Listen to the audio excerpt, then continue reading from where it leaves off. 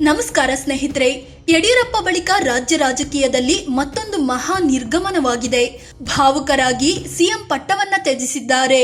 ಇದೇ ರೀತಿ ಈ ಹಿಂದೆ ವೀರೇಂದ್ರ ಪಾಟೀಲ್ರನ್ನ ಕೂಡ ಕಾಂಗ್ರೆಸ್ ಕೆಳಗೆ ಇಳಿಸಿತ್ತು. ಅಂದು ಏನೆಲ್ಲ ಆಗಿತ್ತು? ಆ ಘಟನೆಗೂ ಸಿದ್ದು ಪದತ್ಯಾಗಕ್ಕೂ ಇರೋ ಸಂಬಂಧ ಏನು? ಅಂದು ಲಿಂಗಾಯತರ ವಿರೋಧ ಕಟ್ಟಿಕೊಂಡಂತೆ ಇಂದು ಅಹಿಂದ ವರ್ಗದ ವಿರೋಧ ಕಟ್ಟಿಕೊಳ್ಳುತ್ತಾ?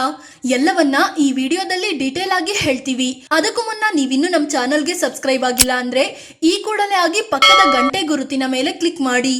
ವೀರೇಂದ್ರ ಪಾಟೀಲ್ ಪರಿಚಯ. ವೀರೇಂದ್ರ ಪಾಟೀಲ್ ಕಲಬುರಗಿಯ ಚಿಂಚೋಳಿ ಮೂಲದವರು. ಲಿಂಗಾಯತ ಸಮುದಾಯದ ನಾಯಕ. ಮೊದಲಿನಿಂದಲೂ ಕಾಂಗ್ರೆಸ್ನಲ್ಲಿ ಗುರುತಿಸಿಕೊಂಡಿದ್ದ ಪಾಟೀಲ್ 1957ರ ನಿಜಲಿಂಗಪ್ಪ ಸರ್ಕಾರದಲ್ಲಿ ಗೃಹ ಸಚಿವರಾಗಿದ್ರು. ಪಾಟೀಲ್ ಜೊತೆಗೆ ರಾಮಕೃಷ್ಣ ಹೆಗಡೆ ಕೂಡ ಇದ್ರು. ಇವರಿಬ್ಬರು ನಿಜಲಿಂಗಪ್ಪ ಕ್ಯಾಬಿನೆಟ್ನ ಯುವ ಸಚಿವರಾಗಿದ್ರು. ಇವರನ್ನ ಲವಕುಶ ಅಂತಲೇ ಕರೆಯಲಾಗ್ತಿತ್ತು. ನಿಜಲಿಂಗಪ್ಪ ರಾಷ್ಟ್ರ ರಾಜಕಾರಣಕ್ಕೆ ಹೋದಾಗ ವೀರೇಂದ್ರ ಪಾಟೀಲ್ರನ್ನು ತಮ್ಮ ಉತ್ತರಾಧಿಕಾರಿಯಾಗಿ ನೇಮಿಸಿದ್ರು. 1968ರಿಂದ 1971ರವರೆಗೆ ಒಟ್ಟು 33 ತಿಂಗಳು ಪಾಟೀಲ್ ಸಿಎಂ ಆಗಿದ್ರು. ಇವರು ಸಿಎಂ ಆಗಿದ್ದಾಗ ಕಾವೇರಿ ಜಲಾನಯನ ಪ್ರದೇಶದಲ್ಲಿ ಹಲವು ಯೋಜನೆಗಳನ್ನ ಹಮ್ಮಿಕೊಂಡ್ರು. ಅದಕ್ಕೆ ತಮಿಳುನಾಡು ಕೇಂದ್ರ ನೀರಾವರಿ ಆಯೋಗ ವಿರೋಧ ವ್ಯಕ್ತಪಡಿಸಿದ್ರು. ಅದಕ್ಕೆ ಕ್ಯಾರೆ ಎನ್ನಲಿಲ್ಲ. ದಕ್ಷಿಣ ಕರ್ನಾಟಕದ ರೈತರ ಹಿತಕ್ಕಾಗಿ ನೀರಾವರಿ ಯೋಜನೆ ಮುಂದುವರಿಸಿದ್ರು. ಅಂದ್ರೆ ವೀರೇಂದ್ರ ಪಾಟೀಲ್ ತಮಗೆ ಸರಿ ಅನಿಸಿದ್ದನ್ನು ಮಾಡ್ತಿದ್ದ ನಾಯಕ. ಯಾರ ಒತ್ತಡಕ್ಕೂ ಮಣಿಯುತ್ತಿರಲಿಲ್ಲ. ಕಾಂಗ್ರೆಸ್ ವಿಭಜನೆ. ಕಾಂಗ್ರೆಸ್ ಓಗೆ ಪಾಟೀಲ್ ಜೈ. 1969ರಲ್ಲಿ ಕಾಂಗ್ರೆಸ್ ವಿಭಜನೆಯಾಗಿ ಕಾಂಗ್ರೆಸ್ ಓ ಮತ್ತು ಇಂದಿರಾ ಗಾಂಧಿಯ ಕಾಂಗ್ರೆಸ್ ಐ ಸ್ಥಾಪನೆಯಾಯಿತು. ಆಗ ವೀರೇಂದ್ರ ಪಾಟೀಲ್ ಕಾಂಗ್ರೆಸ್ ಓಗೆ ಜೈ ಅಂದ್ರು. ಬಹುತೇಕ ಶಾಸಕರು ಕಾಂಗ್ರೆಸ್ ಓಗೆ ಸಪೋರ್ಟ್ ಮಾಡಿದ್ರಿಂದ ವೀರೇಂದ್ರ ಪಾಟೀಲ್ ಸರ್ಕಾರ ಅಧಿಕಾರದಲ್ಲಿ ಮುಂದುವರಿತು. ಆದರೆ 1972ರ ಚುನಾವಣೆಯಲ್ಲಿ ಹೀನಾಯವಾಗಿ ಸೋಲು ಕಾಣ್ತು. ನಂತರ ಪಾಟೀಲ್ ಕಾಂಗ್ರೆಸ್ ಓ ಬಿಟ್ಟು ಜನತಾ ಪಕ್ಷದ ರಾಜ್ಯ ಘಟಕದ ಅಧ್ಯಕ್ಷರಾದರು. ಇದೇ ವೇಳೆ ಇಂದಿರಾ ಗಾಂಧಿ ವಿರುದ್ಧ ಚಿಕ್ಕಮಗಳೂರು ಲೋಕಸಭೆ ಕ್ಷೇತ್ರದಿಂದ ಸ್ಪರ್ಧಿಸಿ ಸೋಲು ಕಂಡ್ರು. ನಂತರ ಮತ್ತೆ ಕಾಂಗ್ರೆಸ್ ಐಗೆ ಸೇರಿದ್ರು. ಬಾಗಲಕೋಟೆಯಿಂದ ಗೆದ್ದು ಕೇಂದ್ರ ಸಚಿವರು ಆದ್ರು. 1989ರ ವೇಳೆಗೆ ರಾಜ್ಯ ಕಾಂಗ್ರೆಸ್ನಲ್ಲಿ ಪ್ರಭಾವಿ ನಾಯಕರು ಯಾರೂ ಇರಲಿಲ್ಲ. ಹೀಗಾಗಿ ರಾಜ್ಯದಲ್ಲಿ ಕಾಂಗ್ರೆಸ್ನ ಕಂಪ್ಲೀಟ್ ಹೊಣೆ ವೀರೇಂದ್ರ ಪಾಟೀಲ್ ಹೆಗಲಿಗೆ ಬಂತು. 1989ರ ಚುನಾವಣೆಯಲ್ಲಿ ಕಾಂಗ್ರೆಸ್ ಮುನ್ನಡೆಸಿದ ವೀರೇಂದ್ರ ಪಾಟೀಲ್ ಪಕ್ಷಕ್ಕೆ ಬಲ ತುಂಬಿದ್ರು. ಇದರಿಂದ ಕೈಪಡೆ 224 ಕ್ಷೇತ್ರಗಳಲ್ಲಿ 178ರಲ್ಲಿ ಭರ್ಜರಿ ವಿನ್ ಆದ್ರು. ಈ ವೇಳೆ ಲಿಕ್ಕರ್ ಲಾಬಿಯನ್ನು ಕಡಿಮೆ ಮಾಡಲು ಮದ್ಯ ಸೇವನೆ ಇಳಿಸಲು ಹಲವು ಕ್ರಮ ಕೈಗೊಂಡ್ರು. ಈ ಮೂಲಕ ತಮ್ಮದೇ ಪಕ್ಷದ ಹಲವರನ್ನು ಎದುರು ಹಾಕಿಕೊಂಡ್ರು. ಆದ್ರೆ ಇವರ ಕ್ರಮಗಳು ಇಡೀ ರಾಜ್ಯದಲ್ಲಿ ಇವರನ್ನು ಫೇಮಸ್ ಮಾಡಿಬಿಡ್ತು. ಹೈಕಮಾಂಡ್ ಎದುರು ಹಾಕಿಕೊಂಡಿದ್ರು ಪಾಟೀಲ್. ಟೈಮಿಗೆ ಸರಿಯಾಗಿ ಬಂದು ಬಡಿದಿತ್ತು ಸ್ಟ್ರೋಕ್. ಇವರ ಸಂಪುಟದಲ್ಲಿ 13 ಮಂದಿಯಷ್ಟೇ ಸಚಿವರಿದ್ರು. ಸಂಪುಟ ವಿಸ್ತರಣೆ ಮಾಡಿ ಇಂತಿಂತವರನ್ನ ಸಂಪುಟಕ್ಕೆ ಸೇರಿಸಿಕೊಳ್ಳಿ ಅಂತ ಕಾಂಗ್ರೆಸ್ ಹೈಕಮಾಂಡ್ನಿಂದ ನಿರಂತರ ಒತ್ತಡ ಇತ್ತು. ಆಗ ರಾಜೀವ್ ಗಾಂಧಿ ಕಾಂಗ್ರೆಸ್ ಹೈಕಮಾಂಡ್ ಆಗಿದ್ರು. ಆದ್ರೆ ಈ ಒತ್ತಡಕ್ಕೆ ವೀರೇಂದ್ರ ಪಾಟೀಲ್ ಕ್ಯಾರೆ ಎನ್ನಲಿಲ್ಲ. ಸಂಪುಟ ವಿಸ್ತರಣೆ ಮಾಡಲೇ ಇಲ್ಲ. ಇದರಿಂದ ಸಿಟ್ಟಿಗೆದ್ದ ರಾಜೀವ್ ಗಾಂಧಿ ಪಕ್ಷದ ಹೈಕಮಾಂಡ್ ಬೆಂಬಲ ಇಲ್ಲದೆ ಯಾರೂ ಅಧಿಕಾರದಲ್ಲಿ ಮುಂದುವರಿಯಲು ಸಾಧ್ಯವಿಲ್ಲ ಅಂತ ಹೇಳ್ಬಿಟ್ರು. ಜೊತೆಗೆ ತಮ್ಮ ವಿರುದ್ಧವಾಗಿರೋ ವೀರೇಂದ್ರ ಪಾಟೀಲ್ರನ್ನು ತೆಗೆದುಹಾಕಲು ಒಂದು ಕಾರಣಕ್ಕಾಗಿ ಹುಡುಕಲು ಶುರು ಮಾಡಿತ್ತು ಹೈಕಮಾಂಡ್. ಅದಕ್ಕೆ ಸರಿಯಾಗಿ 1990ರ ಅಕ್ಟೋಬರ್ನಲ್ಲಿ ವೀರೇಂದ್ರ ಪಾಟೀಲ್ಗೆ ಸ್ಟ್ರೋಕ್ ಆಗೋಯ್ತು.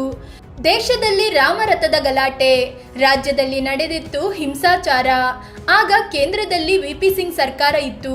ಬಿಜೆಪಿ ನಾಯಕ LK ಅಡ್ವಾಣಿ ಸೋಮನಾಥದಿಂದ ಅಯೋಧ್ಯೆವರೆಗೆ ರಾಮರಥ ಯಾತ್ರೆ ಹಮ್ಮಿಕೊಂಡಿದ್ರು. ಆದರೆ ಬಿಹಾರದಲ್ಲಿ ಅವರನ್ನು ಅರೆಸ್ಟ್ ಮಾಡಲಾಗಿತ್ತು. ಇದರಿಂದ ಹಿಂಸಾಚಾರ ಭುಗಿಲೆದ್ದಿತ್ತು. ಕರ್ನಾಟಕದಲ್ಲೂ ಅಲ್ಲಲ್ಲಿ ಕೋಮು ಸಂಘರ್ಷ ನಡೆದಿತ್ತು. ಹೀಗಾಗಿ ಕಾಂಗ್ರೆಸ್ ಅಧಿಕಾರ ಇದ್ದ ರಾಜ್ಯದ ಪರಿಸ್ಥಿತಿ ನೋಡಲು ಹೈಕಮಾಂಡ್ ರಾಜೀವ್ ಗಾಂಧಿ ಅಕ್ಟೋಬರ್ 6ರಂದು ರಾಜ್ಯಕ್ಕೆ ಭೇಟಿ ಕೊಟ್ರು. ಮೊದಲಿಗೆ ವೀರೇಂದ್ರ ಪಾಟೀಲ್ ಭೇಟಿಗೆ ಸಿಎಂ ನಿವಾಸ ಕಾವೇರಿಗೆ ಹೋದ್ರು. ಮನೆಯ ಬೆಡ್ರೂಮ್ನಲ್ಲಿದ್ದ ವೀರೇಂದ್ರ ಪಾಟೀಲ್ಗೆ ಪಕ್ಷದ ಹೈಕಮಾಂಡ್ ಬಂದಾಗ ಎದ್ದು ಬರಮಾಡಿಕೊಳ್ಳಲು ಸಾಧ್ಯವಾಗಲಿಲ್ಲ. ಜಸ್ಟ್ ಕೈ ಮುಂದೆ ಚಾಚಿ ಸಣ್ಣದಾಗಿ ಸ್ಮೈಲ್ ಮಾಡಿ ಶೇಕ್ ಹ್ಯಾಂಡ್ ಮಾಡಿದ್ರು ಅಷ್ಟೇ. ರಾಜೀವ್ ಗಾಂಧಿ ವೀರೇಂದ್ರ ಪಾಟೀಲ್ಗೆ ಹಲವು ಸಲಹೆಗಳನ್ನು ನೀಡಿದ್ರು. ಆ ಟ್ರೀಟ್ಮೆಂಟ್ ತಗೊಳ್ಳಿ, ಹೀಗೆ ಮಾಡಿ ಅಂತೆಲ್ಲ ಅಡ್ವೈಸ್ ಮಾಡಿದ್ರು.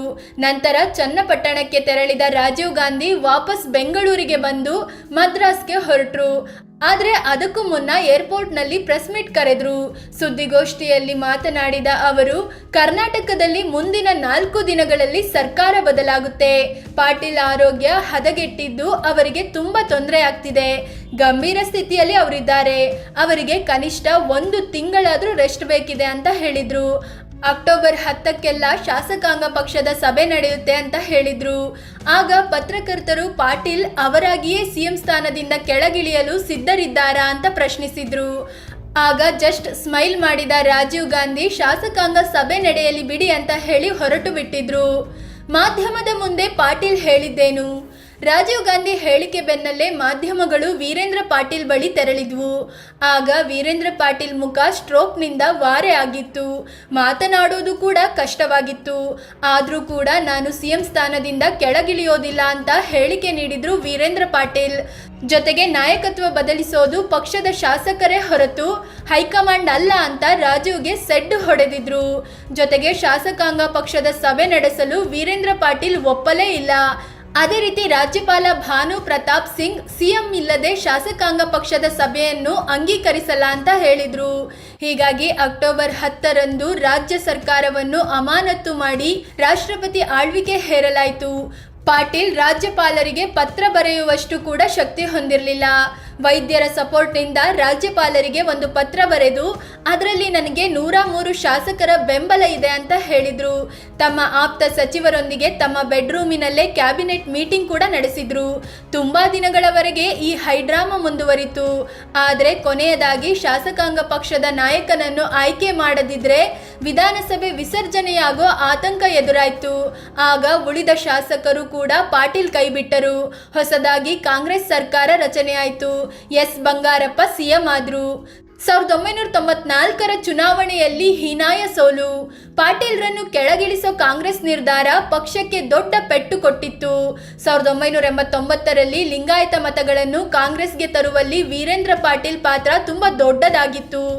178 ಸ್ಥಾನ ಗೆದ್ದಿತ್ತು ಕಾಂಗ್ರೆಸ್. ಆದರೆ ಅವರನ್ನು ಅಧಿಕಾರದಿಂದ ತೆಗೆದುಹಾಕಿದ ರೀತಿ ಲಿಂಗಾಯತರಲ್ಲಿ ಒಂದು ರೀತಿಯ ಅಸಮಾಧಾನಕ್ಕೆ ಕಾರಣವಾಯಿತು. ಇದರ ಫಲವಾಗಿ ಎಂಬಂತೆ 1994ರ ಚುನಾವಣೆಯಲ್ಲಿ ಕಾಂಗ್ರೆಸ್ ಜಸ್ಟ್ 36 ಸ್ಥಾನಕ್ಕೆ ಸೀಮಿತವಾಯಿತು. ಹೀನಾಯ ಸೋಲು ಕಂಡಿತು. ವಿಪಕ್ಷ ಸ್ಥಾನವನ್ನು ಕೂಡ ಪಡೆದುಕೊಳ್ಳಲು ಸಾಧ್ಯವಾಗಲಿಲ್ಲ. ಜನತಾದಳ ಬಹುಮತದೊಂದಿಗೆ ಅಧಿಕಾರಕ್ಕೆ ಬಂತು. ಕಾಂಗ್ರೆಸ್ನ ವೋಟ್ ಶೇರ್ನಲ್ಲಿ 17% ಕಡಿಮೆ ಆಯಿತು. ಇದರ ಲಾಭ ಪಡೆದುಕೊಂಡಿದ್ದು ಬಿಜೆಪಿ ಮತ್ತು ಜನತಾದಳ. ಬಿಜೆಪಿಯ ವೋಟ್ ಶೇರ್ 4ರಿಂದ 17%ಗೆ ಏರಿಕೆಯಾದರೆ ಜನತಾದಳದ ವೋಟ್ ಶೇರ್ 27ರಿಂದ 34%ಗೆ ಜಿಗಿದಿತ್ತು. ಜನತಾದಳ ಅಧಿಕಾರಕ್ಕೆ ಬಂತು. ಹೀಗೆ ಲಿಂಗಾಯತ ಮತದಾರರು ಕಾಂಗ್ರೆಸ್ನಿಂದ ಬಿಜೆಪಿ ಮತ್ತು ಜನತಾದಳದ ಕಡೆ ತಿರುಗಿದ್ರು. ನಂತರ ಜನತಾದಳವು ವಿಭಜನೆಯಾದಾಗ ಹೆಚ್ಚು ಲಿಂಗಾಯತ ಮತಗಳು ಬಿಜೆಪಿ ಕಡೆ ವಾಲಿದ್ವು. ಬಿಜೆಪಿಗೆ ಲಿಂಗಾಯತ ಸಮುದಾಯದ ದೊಡ್ಡ ಭಾಗ ಸಪೋರ್ಟ್ ಮಾಡೋಕೆ ಶುರು ಮಾಡ್ತು. ಪಾಟೀಲ್ ರಾಜಕೀಯ ಬದುಕೇ ಅಂತ್ಯ. ಹೀಗೆ ಸಿಎಂ ಸ್ಥಾನದಿಂದ ಕೆಳಗಿಳಿದ ವೀರೇಂದ್ರ ಪಾಟೀಲ್ ನಂತರ 1994ರ ಚುನಾವಣೆಯಲ್ಲಿ ಸ್ಪರ್ಧಿಸದಿರಲು ನಿರ್ಧರಿಸಿದ್ರು. ನಿರಂತರವಾಗಿ ಆರೋಗ್ಯ ಹದಗೆಡುತ್ತಲೇ ಸಾಕ್ತು. 1997ರ ಮಾರ್ಚ್ 14ರಂದು ಬೆಂಗಳೂರಿನಲ್ಲಿ ವಿಧಿವಶರಾದ್ರು. ಅಂದಹಾಗೆ ವೀರೇಂದ್ರ ಪಾಟೀಲ್ ಕರ್ನಾಟಕ ಕಂಡ ಸಿಎಂಗಳ ಪೈಕಿ ವಿಶೇಷವಾದ ವ್ಯಕ್ತಿತ್ವ ಹೊಂದಿದ್ರು. ಕಾಂಗ್ರೆಸ್ನ ಸಿಎಂಗಳ ಪೈಕಿ ಹೈಕಮಾಂಡ್ಗೆ ಸೊಪ್ಪು ಹಾಕದೆ ತಮ್ಮ ನಿರ್ಧಾರ ತಾವೇ ತಗೊಂಡ ಏಕೈಕ ಸಿಎಂ ಅಂದ್ರೆ ಅದು ವೀರೇಂದ್ರ ಪಾಟೀಲ್. ವೀರೇಂದ್ರ ಪಾಟೀಲ್ ಕೆಲಸ ಹೇಗಿತ್ತು? ಪಾಟೀಲ್ ಕೆಲಸ ಕೂಡ ಅಷ್ಟೇ ಪರ್ಫೆಕ್ಟ್ ಆಗಿ ಇರ್ತಿತ್ತು. ಕರೆಕ್ಟ್ ಟೈಮಿಗೆ ಕಚೇರಿಗೆ ಬರ್ತಿದ್ರು. ಸಂಜೆ 6 ಗಂಟೆಗೆ ಫೈಲ್ಗಳನ್ನು ಕ್ಲಿಯರ್ ಮಾಡೋಕೆ ಕೂರ್ತಿದ್ರು. ರಾತ್ರಿ 9 ಗಂಟೆವರೆಗೂ ಕಚೇರಿಯಲ್ಲೇ ಇದ್ದು ಎಲ್ಲ ಫೈಲ್ ಕ್ಲಿಯರ್ ಮಾಡಿದ ಬಳಿಕವೇ ಮನೆಗೆ ಹೊರಡ್ತಿದ್ರು. ಬೆಳಗ್ಗೆ ಕೂಡ ಫೈಲ್ಗಳನ್ನು ಕ್ಲಿಯರ್ ಮಾಡೋಕೆ 2 ಗಂಟೆ ಟೈಮ್ ಮೀಸಲಿಡ್ತಿದ್ರು. ಒಂದು ವೇಳೆ ಎಲ್ಲಿಗಾದ್ರೂ ಟ್ರಾವೆಲ್ ಮಾಡೋದಾದ್ರೆ ಫೈಲ್ಗಳನ್ನು ತಮ್ಮೊಂದಿಗೆ ತಗೊಂಡು ಹೋಗ್ತಿದ್ರು ಅಂತಾರೆ ಅವರ ಸಮಕಾಲೀನ ರಾಜಕಾರಣಿಗಳು. ಅಂದು ವೀರೇಂದ್ರ ಪಾಟೀಲ್, ಇಂದು ಸಿದ್ದು. ಅಂದು ಗುರು ಸಿಎಂ, ಇಂದು ಶಿಷ್ಯ ಡಿಕೆಶಿ ಸಿಎಂ. ಹೌದು, ಅವತ್ತು ಕಾಂಗ್ರೆಸ್ ನಿರ್ದಾಕ್ಷಿಣ್ಯವಾಗಿ ಸಿಎಂ ವೀರೇಂದ್ರ ಪಾಟೀಲ್ರನ್ನ ಸಿಎಂ ಸ್ಥಾನದಿಂದ ಕೆಳಗೆ ಇಳಿಸಿತ್ತು. ಆಗ ಬಂಗಾರಪ್ಪ ರಾಜ್ಯದ ಸಿಎಂ ಆಗಿ ಆಯ್ಕೆ ಆಗಿದ್ರು. ಪಕ್ಷಾಂತರ ಚಾಂಪಿಯನ್ ಬಂಗಾರಪ್ಪನವರ ಆಯ್ಕೆ ಅಂದಿನ ಕಾಲಕ್ಕೆ ಅಚ್ಚರಿ ಮೂಡಿಸಿತ್ತು. ಮತ್ತೊಂದು ಕಡೆ ಬಂಗಾರಪ್ಪ ಡಾನ್ ಕೊತ್ವಾಲ್ ರಾಮಚಂದ್ರನ ಜೊತೆ ನಿಕಟ ಸಂಪರ್ಕ ಹೊಂದಿದ್ರು. ಸಿಎಂ ಪಟ್ಟಕ್ಕೇರಿದ ಬಳಿಕವೂ ಎಂತಹದ್ದೇ ಕೆಲಸ ಇದ್ರೂ ಕೊತ್ವಾಲ್ ಬಂದಿದ್ದಾನೆ ಅಂದ್ರೆ ಮಾತಾಡ್ತಾ ನಿಂತು ಬಿಡ್ತಿದ್ರು. ಅದೇ ಟೈಮಲ್ಲಿ ಬಂಗಾರಪ್ಪನ ಜೊತೆ ಡಿ.ಕೆ. ಶಿವಕುಮಾರ್ ಗುರುತಿಸಿಕೊಂಡಿದ್ರು. ಇದೇ ಕಾರಣಕ್ಕೆ ಬಂಗಾರಪ್ಪನನ್ನ ಗುರು ಅಂತ ಡಿ.ಕೆ.ಶಿ ಹೇಳ್ಕೊಂಡಿದ್ದಾರೆ. ಇದೀಗ ಸಿದ್ದರಾಮಯ್ಯರನ್ನು ಕೂಡ ವೀರೇಂದ್ರ ಪಾಟೀಲ್ ರೀತಿಯಲ್ಲೇ ಕೆಳಗೆ ಇಳಿಸಲಾಗಿದೆ. ಬಂಗಾರಪ್ಪನ ಶಿಷ್ಯರಾದ ಡಿ.ಕೆ. ಶಿವಕುಮಾರ್ ಪಟ್ಟಕ್ಕೆ ಏರ್ತಿದ್ದಾರೆ. ಸ್ನೇಹಿತರೆ, ಇದು ವೀರೇಂದ್ರ ಪಾಟೀಲ್ ಪಟ್ಟ ಕಳೆದುಕೊಂಡ ಕತೆ. ಕಾಂಗ್ರೆಸ್ನ ಆ ಒಂದು ತಪ್ಪಿನಿಂದ ಏನೆಲ್ಲ ಆಯ್ತು ಅಂತ ತಿಳಿಸಿಕೊಡುವ ಪ್ರಯತ್ನ. ಈಗ ಸಿದ್ದರಾಮಯ್ಯರನ್ನ ಕೆಳಗೆ ಇಳಿಸೋ ಮೂಲಕ ಅಹಿಂದ ವರ್ಗವನ್ನೇ ಎದುರು ಹಾಕಿಕೊಳ್ತಾ ಕಾಂಗ್ರೆಸ್ ಪಕ್ಷ. ನಿಮ್ಗೇನ್ ಅನ್ಸುತ್ತೆ ಅಂತ ಕಾಮೆಂಟ್ ಮಾಡಿ ನಿಮ್ಮ ಅಭಿಪ್ರಾಯ ತಿಳಿಸಿ. ಹಾಗೆ ನೀವಿನ್ನು ನಮ್ಮ ಚಾನಲ್ಗೆ ಸಬ್ಸ್ಕ್ರೈಬ್ ಆಗಿಲ್ಲ ಅಂದ್ರೆ ಈ ಕೂಡಲೇ ಆಗಿ ಪಕ್ಕದ ಗಂಟೆ ಗುರುತಿನ ಮೇಲೆ ಕ್ಲಿಕ್ ಮಾಡಿ. ಧನ್ಯವಾದ.